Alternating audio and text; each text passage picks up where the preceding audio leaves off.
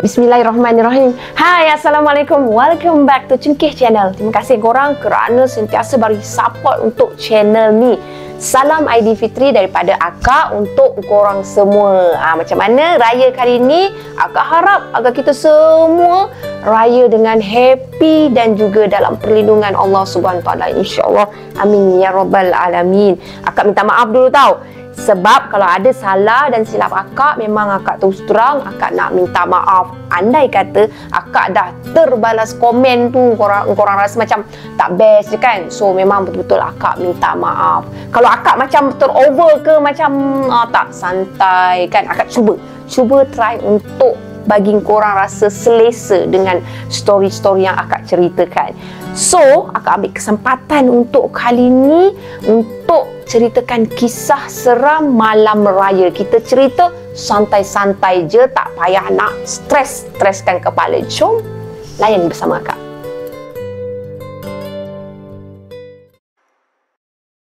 Bismillahirrahmanirrahim. Qul a'udhu birabbin nas, malikin nas, ilahin nas, min syarril waswasil khannas, alladhi yuwaswisu fi sudurin nas, minal jinnati wan nas.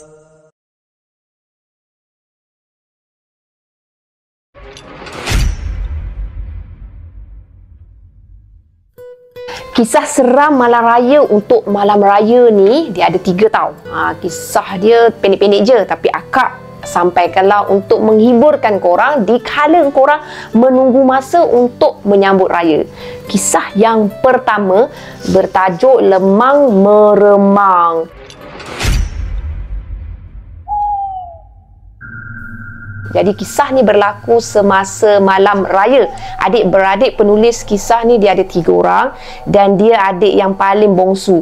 Akak gelarkan penulis ni sebagai Fitri. Pada raya hari kejadian tersebut, abang dengan kakak Fitri ni dia dah balik masing-masing rumah mertua masing-masing dahulu. Jadi tinggallah Fitri ni dia seorang diri je nak bantu mak dan juga ayah dia ni dekat kampung.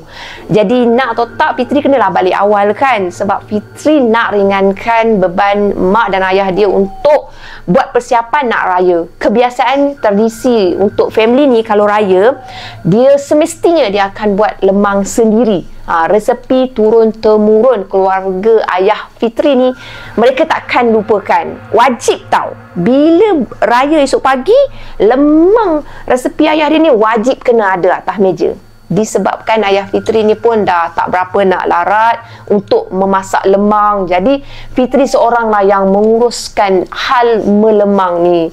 Nasib baik masa dia balik kat kampung tu, time kejadian tu 2 hari sebelum raya, mula memang dah siap ditebang semua. Fitri pun dia bukannya apa, dia risaukan pada ayah dia tu, takutlah kan ayah dia tak sihat. Tiba-tiba ayah dia ajak pula masuk hutan nak cari buluh lemang tu semua. Macam ikut tahun-tahun yang sebelum-sebelumnya, memang ayah dia cari sendiri lemang. Memang penat korang dengan puasa lagi, dengan kering tekak lagi, dengan kering bibir kalau nak masuk hutan. Jadi Alhamdulillah lah bagi Fitri, sebab abah dia ni dah ada inisiatif lain.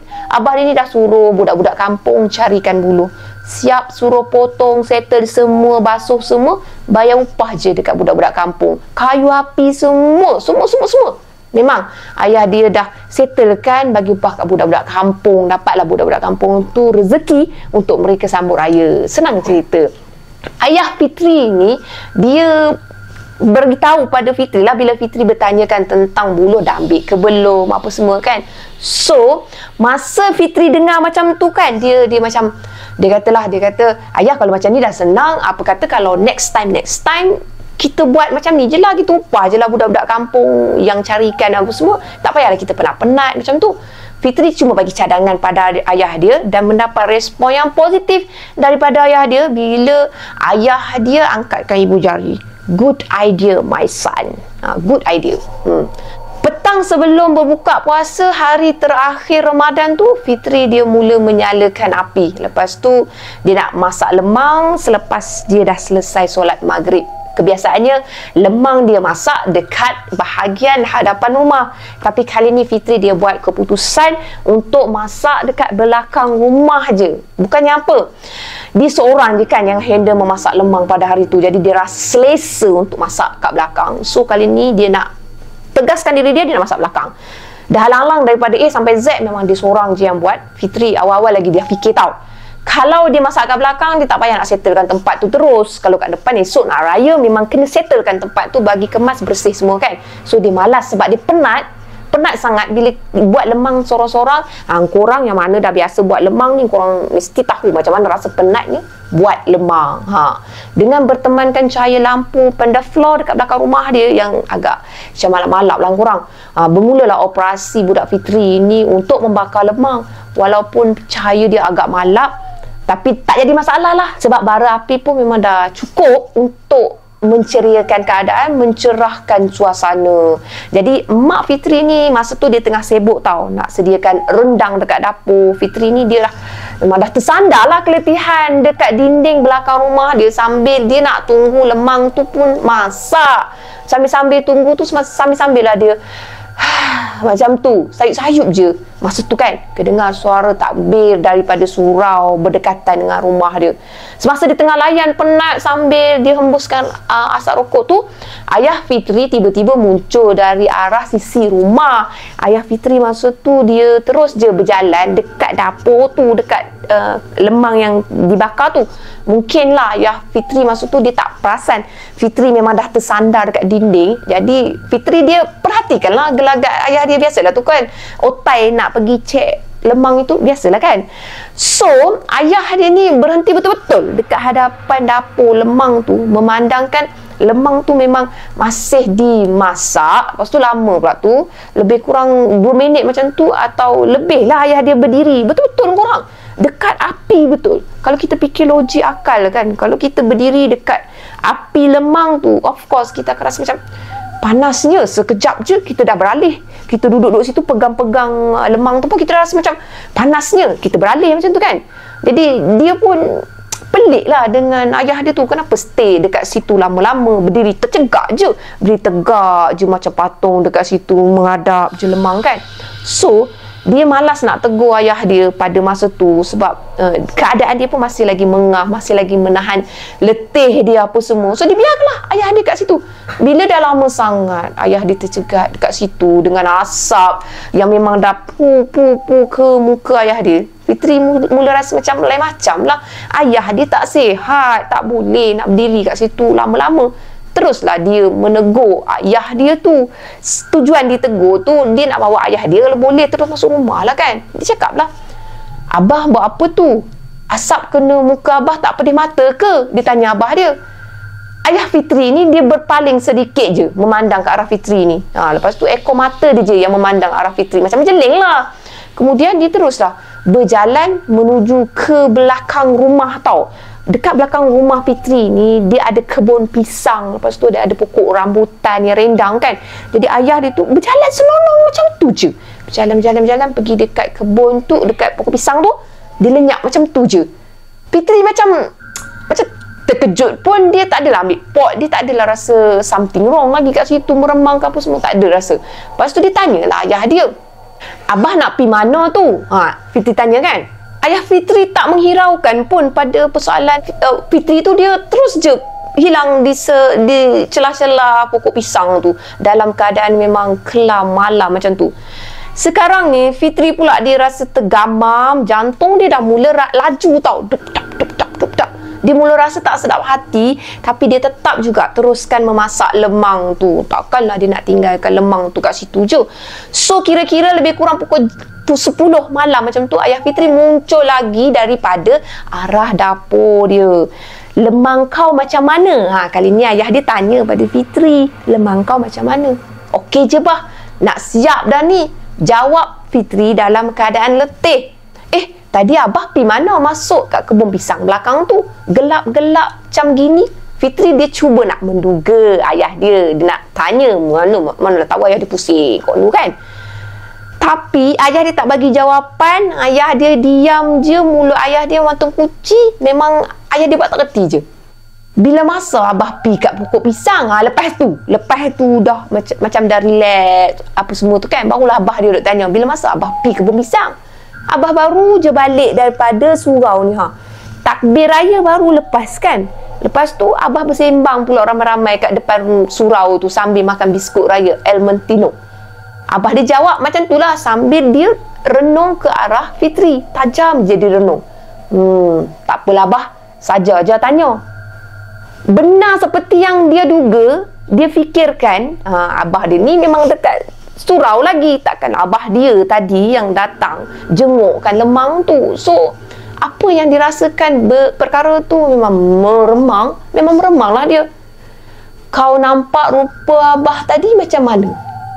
Sejak sebulan 2 ni memang abah dengan mak kerap nampak sesuatu yang macam rupa orang lain dekat kebun belakang tu. Kalau nampak yang pelik-pelik lagi, jangan tegur lah. Nanti abah panggil imam tolong tengok-tengok kan, kata abah dia. Serta-merta lah Fitri ni dia rasa meremang. Sebelum ni dia tak ambil pot, tak ambil peduli. Ayah teman dia dekat belakang ni sampai Fitri siap masak lemang dia, takutlah tu. Ayah dia ketawa, hihihi, ketawa dekat dia sambil-sambil gurau. Kuat betul kali ni Fitri diketawakan oleh ayah dia. Fitri ni betul-betul menggelabah, tapi ayah dia boleh buat jadikan ia sebagai lucu tau. Lepas tu ayah dia terus berjalan laju ke arah pokok pisang yang sama. Jalan senonoh je. Dah sembang-sembang, dah rasa okey dah, memang ayah dah. Tapi macam tu juga dia pergi masuk ke pokok pisang, sama juga macam tadi. Buat sekian kalinya Fitri ni tergamam lagi. Tapi spontan je terpacu ayat daripada mulut Fitri ni. Woi, jalan terus tau, jangan U-turn atau belok-belok. Fitri terus dia tekuk mulut dia. Lepas tu dia istighfar, Astaghfirullahalazim, Astaghfirullahalazim. Dalam-dalam duk kata macam tu. Dia on the spot tau, dia nak cakap macam tu. Sepantas kilat dia masuk dalam rumah dia kat dapur tu. Dia pergi peluk mak dia tu yang tengah masukkan kuih kapit dekat dalam balang kuih raya. Mak dia tengah sibuk sorang-sorang kat situ kan, peluk mak dia. Itulah kali terakhir mereka satu keluarga tu dia tengok kelibat yang menyerupai orang lain. Imam pun masa tu dia tak sempat nak datang. Pada firasat Fitri lah, mungkin mambang tu dia tersentap dengan ayat Fitri ni supaya jangan nak U-turn dah, pergi je terus. Macam tu. So lepas-lepas tu memang dah tak ada, alhamdulillah, gangguan macam tu dah tak ada. Walau bagaimanapun imam tetap datang tengokkan rumah untuk bagi kata penawar, dindingkan rumah. Alhamdulillah semuanya berjalan dengan baik selepas tu. Sekian saja untuk story yang pertama.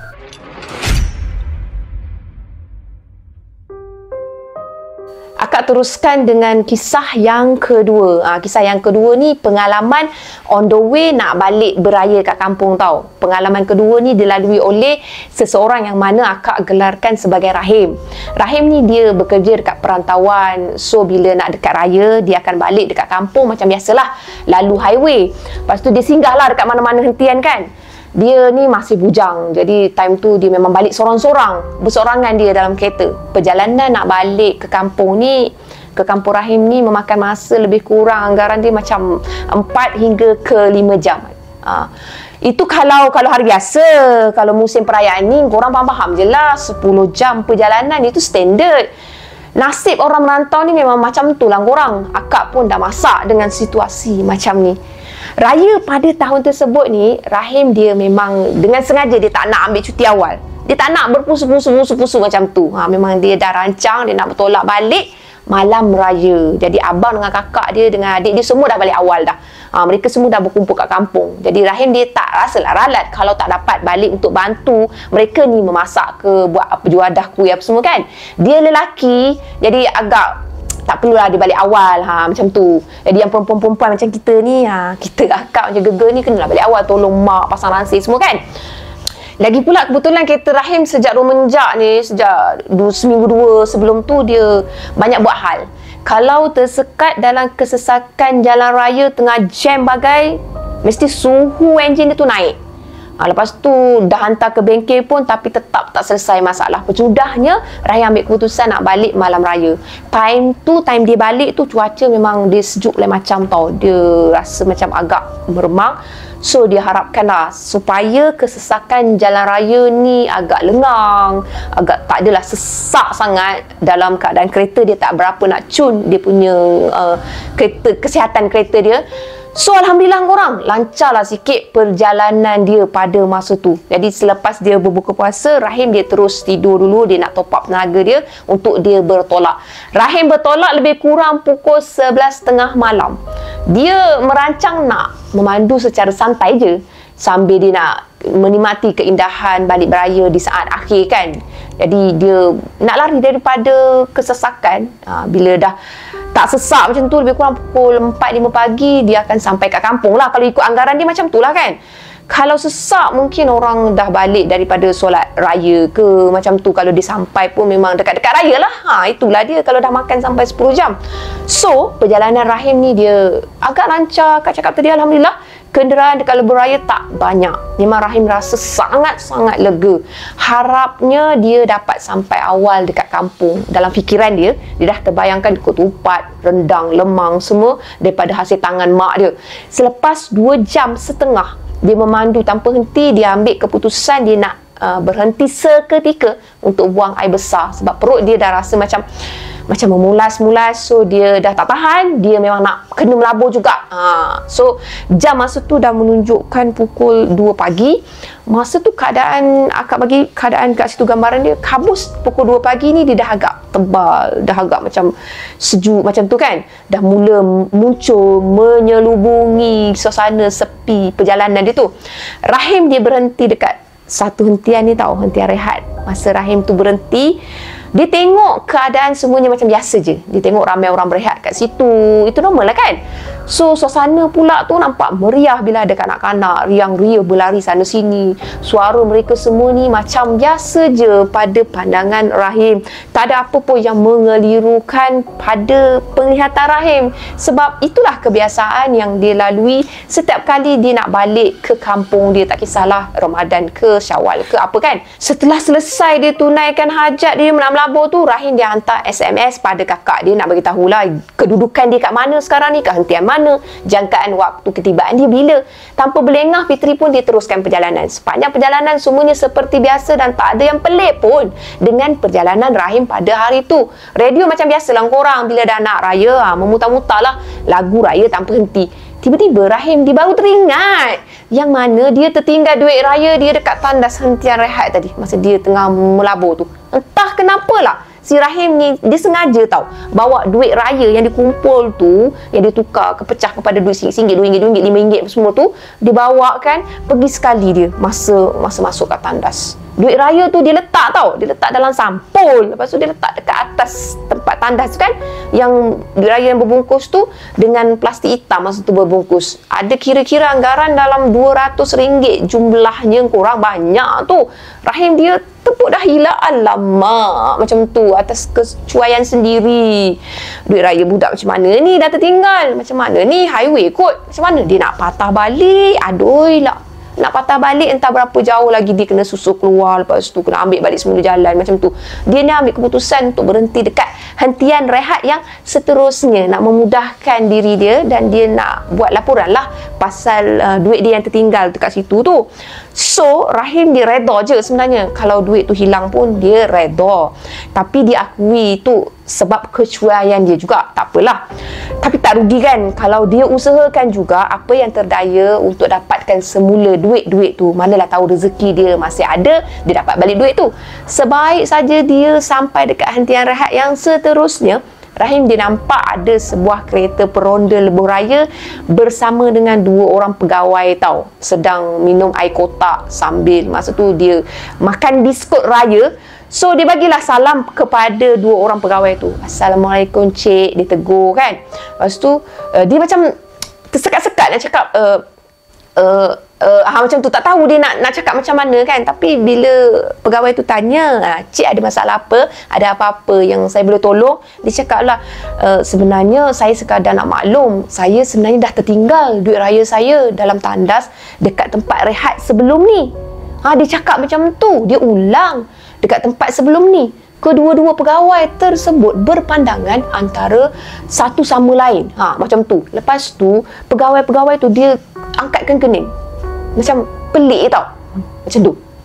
Adik, hentian yang mana ya? Dia confuse hentian yang mana.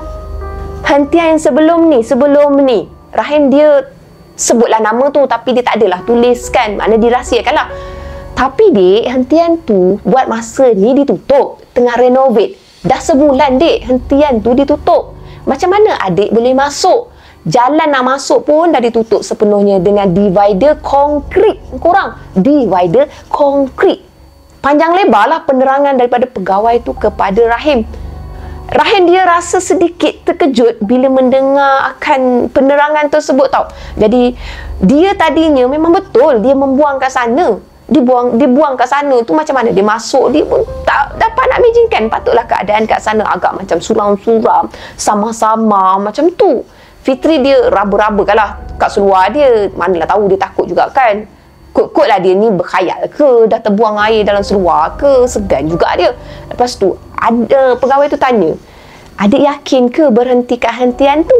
Serius tau muka pegawai tu tanya. Lepas tu Rahim dia cakap lah, dia yakin sangat-sangat dan saya tak bergurau. Memang saya yakin sangat. Muka pegawai tu jadi lebih serius tau. Lepas tu soalan yang diajukan oleh pegawai tu betul-betul membuatkan Rahim ni rasa ragu-ragu. Betul ke hentian aku ni dah berhenti tadi? Betul ke aku ni memang dah terberak kat situ tadi apa semua kan? Dalam-dalam dia duduk betul ke pegawai tu pun macam pelik muka dia tu nak tanya lebih banyak pun. Keadaan kawan tu memang dah agak meremang lah, bercampur semua kan.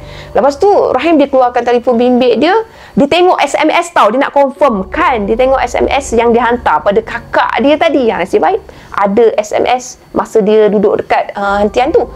Tertera dalam mesej nama hentian yang ditutup tu. Memang betul korang, dia kat sana tapi bab kata pegawai tu lah, macam mana adik ni boleh masuk, macam mana dia boleh masuk. Penghadang tu konkrit, bukan dia hadang pakai kon. Saat tu memang meremang seluruh badan mereka. Maksudnya si Fitri, bukan Fitri je tapi pegawai dua orang tu pun rasa macam kan. So dia berfikir, saya betul-betul yakin yang memang saya berhenti dekat hentian tu. Tak apalah, mungkin adik ni kena sakat. Tak apalah macam ni dek, adik jangan takut-takut. Mereka tu makhluk Allah juga. Nanti kami akan ke hentian tu setelah hari dah siang esok, dah cerah kan. Atau kalau pengawal lain ada kat situ, saya akan maklumkan untuk memeriksa dekat sana. Mungkin duit raya adik tu masih ada dekat situ, tapi kami tak boleh nak janji. Baiklah, terima kasih. Kalau jumpa duit tu, saya mohon sangat sedekahkan je pada surau ataupun kepada sesiapa yang memerlukan. Niat asal saya pun memang untuk sedekah. So, boleh juga orang yang memerlukan tu buat raya. Terima kasih encik. Macam tu. Dia memang dia bagus. Alhamdulillah dia bersopan. Rahim lepas dah ucapkan terima kasih, dia meneruskan perjalanan dia ke kampung dengan banyaklah persoalan dalam fikiran dia. Sebab dia je yang stay kat situ. Kemudian barulah dia disedar tau bahawasanya pengunjung dekat hentian misteri tu memang langsung dia tak dapat nak tengok wajah mereka. Waima, kanak-kanak yang dia nampak tengah melompat-lompat, berlari sana sini tu kan, dia tak nampak tau, dia tak alert. Mereka semua ni seakan-akan macam berpaling daripada melihat ke arah Rahim ni.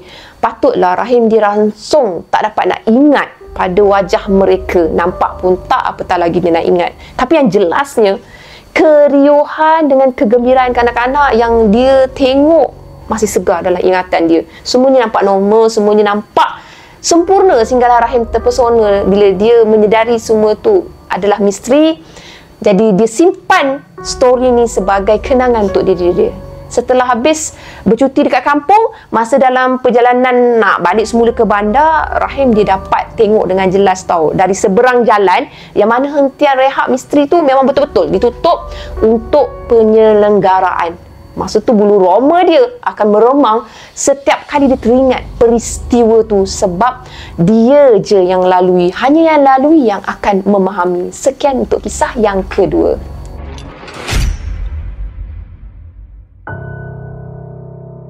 Akak akhiri cerita akak untuk kali ni dengan kisah yang ketiga korang. Kisah yang ketiga ni dia bertajuk Tidurku Berteman. Kisah yang akak ceritakan ni benar-benar memberi pengajaran seumur hidup kepada seseorang. Akak panggilkan seseorang ni sebagai Nisa.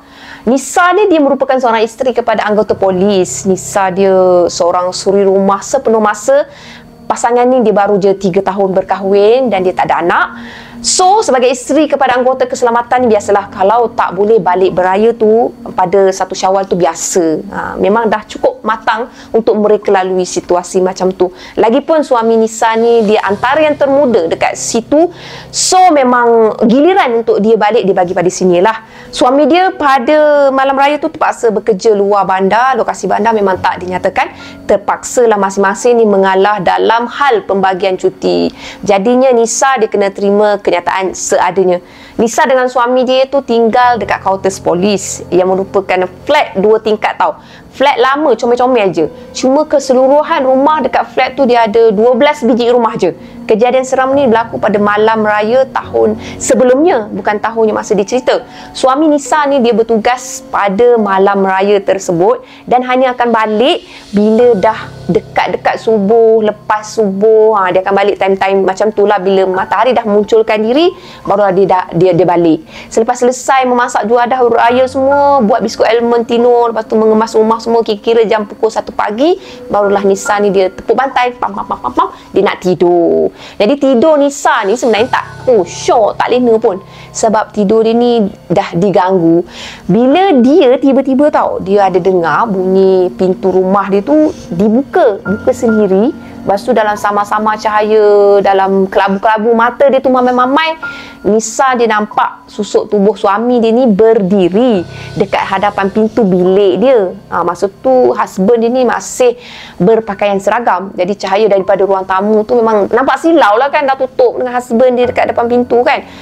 So Nisa dia tak ambil puat lah husband balik tu. Dia dah penat, so dia rasa macam tak apalah, dia sambung tidur macam tu. Lagipun dia rasa macam baru je nak terlena rasa perasaan dia. Walhal time tu dia tahu husband dia tu memang pergi kerja pukul berapa, balik pukul berapa, tamat kerja pukul berapa. Jadi sepatutnya dia set dekat fikiran dia bahawasanya dia kena siasat lah itu husband dia ke tak kan. Tapi dia tak hiraukan. Sebab dia dah terlampau penat selepas seharian buat kerja rumah, sediakan untuk raya. So dia abaikan je.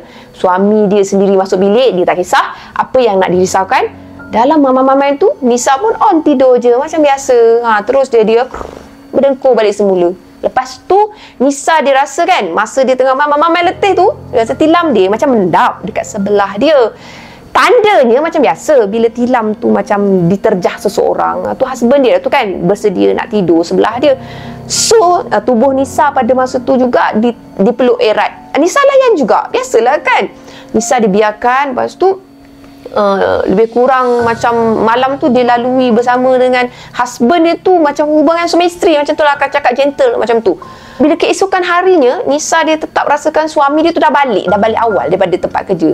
Tapi terkejut dia bila husband dia tu balik sekali lagi. Kau bayangkanlah, dia jadi macam 2 kali tau. Dia balik dah sebelum subuh, lepas tu lepas subuh dia balik pula sekali lagi. Jadi Nisa ni alalah nak ambil pot, tak apalah kan, lantak lah kan.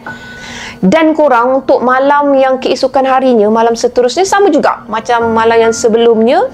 Sama juga Nisa dia stay juga mama-mama. Lepas tu dia biarkan tubuh dia tu dia peluk erat. Dia biarkan husband dia tu balik masuk bilik sendiri apa semua sekian-sekian kan. Sebab pada fikiran Nisa itulah dia memang hubungan rumah tangga memang standard macam tu. Dan dia dah biasa. Husband dia balik pun memang dia abang balik ke tu masuk dalam bilik. Tapi bila dia terjaga pada waktu subuh, dia cari suami dia untuk hari yang kedua ni. Suami dia dah tak ada kat rumah. Puas, jenuh dia pergi dari bilik, ke dapur, ke tandas. Memang suami dia tak ada. Dia panggil-panggilkan suami dia tu memang tak ada. Selalunya korang, kalau husband ini balik rumah, dia akan terus stay kat rumah. Dia takkan keluar dah. Kalau dia keluar sekalipun, dia akan maklumkan kepada Nisa. Tapi peliknya, dalam 2 hari tu, dia memang tak maklumkan kepada Nisa untuk keluar rumah semula. Semasa Nisa mandi hari yang kedua tu, baru ada perasan tau, ada kesan lebam dekat kedua-dua belah peha dia. Dia rasa macam ada sedikit sesengal-sengal dekat badan dia kan. Dia rasa macam tak selesa. Jadi selepas selesai dia mandi, Nisa ni dia pergi solat. Barulah suami dia ni masuk dalam rumah macam biasa. Lepas tu dia tengok tau, dia terkejut sebab husband dia ni macam, suami dia ni macam masih berseragam polis. Peliknya, sebelum tu kan dah buka baju seragam semua, dah sangkut kan. Macam mana boleh? Pening lah. Nisa yang makin pelik dan makin pelik, dia teruskan bertanya kepada suami dia dengan soalan tu. Abang pergi mana? Kan abang dah balik awal pagi tadi. Nisa tanya sambil dia ambil baju husband itu, dia buka, dia nak sangkutkan semula. Bila abang balik? Ni abang baru je balik rumah. Baru je ni balik kerja. Jawab suami dia dalam keadaan letih, dalam keadaan malas. Wajah suami dia tu dia tengok, memang betul wajah suami dia penat, mengantuk semua. Nisa dia terkejut tau bila dia dengar jawapan daripada suami dia. Tapi Nisa dia diamkan diri je. Dia tak ada nak teruskan bertanya dengan lebih lanjut ke. Dia tak ada nak buat husband itu rasa macam risau ke. Tapi dia terfikirlah dalam diri dia, habis siapa yang tidur dengan aku malam tadi? Apa yang aku tahu, aku perasan bau badan suami aku tidur dengan aku memang agak lebih kuat daripada sebelumnya. Bau agak lain macam. Lepas tu suami aku nampak macam bertenaga. Tak nampak penat pun macam ni. Kenapa pula sekarang ni penat macam ni? Malam kemarin pun sama. Balik ceria macam tak pergi kerja pun. Nisa duk terfikir-fikir. Dia buatlah kesimpulan dia bahawasanya yang dia tidur tu, dia memang dapat rasakan yang tidur dengan dia 2 hari 2 malam betul-betul tu bukan suami dia tau. Entah macam manalah dia ambil keputusan. Lepas tu dia nak pergi jumpa seseorang untuk rujuk perkara ni. Dia sendiri pun tak tahu apa yang sebenarnya yang berlaku. Tapi yang nyatanya dia mula sedar bahawa dalam keadaan macam tu, susuk tubuh seperti suami dia tu dah tak datang dah. Selepas hari yang kedua tu tak datang, selepas dia menyedari keadaan tersebut. Sejak dari peristiwa tu, Nisa dia akan pastikan sebelum tidur dia akan baca doa tidur. Lepas tu dia baca ayat-ayat pendinding. Dinasihatkan juga untuk kita semua supaya kita melindungi diri kita dengan ayat-ayat tersebut, terlindung daripada gangguan jin dan syaitan. Kadang-kadang kita ni bila berada berseorang dengan dekat rumah, itulah ada makhluk lain yang ambil kesempatan. Nisa dia bersyukur sejak dari kejadian 2 malam berturut-turut tu dah tak ada apa-apa gangguan ke, dah tak ada dah kelibat yang macam tu datang kat rumah dia. Lebam dia pun semua macam dah menghilang apa semua, dah tak ada dah lebam-lebam yang baru dekat badan dia. Semoga kita sama-sama ambil pengajaran daripada pengalaman Nisa ni. Jangan main tidur je, asal nak letak badan je terus tidur lena. Sebaiknya ambil wuduk dulu, lepas tu bacalah doa-doa yang bersesuaian. InsyaAllah kita akan terhindar dari gangguan-gangguan seumpama dengannya. Amin ya rabbal alamin. Sekian saja 3 kisah yang akak kongsikan pada malam ni. Apa yang baik sama-sama kita ambil jadikan sebagai teladan, dan apa yang buruk sama-sama kita ambil jadikan sebagai sempadan. Akak tegaskan kat sini yang mana tak elok jangan ikut tau. Terima kasih kepada korang semua sebab korang stay dengar sampai habis. Salam Aidilfitri daripada akak untuk korang semua. Bye, assalamualaikum. Jangan lupa like, share dan subscribe. Terima kasih. Bye, assalamualaikum. Selamat Hari Raya.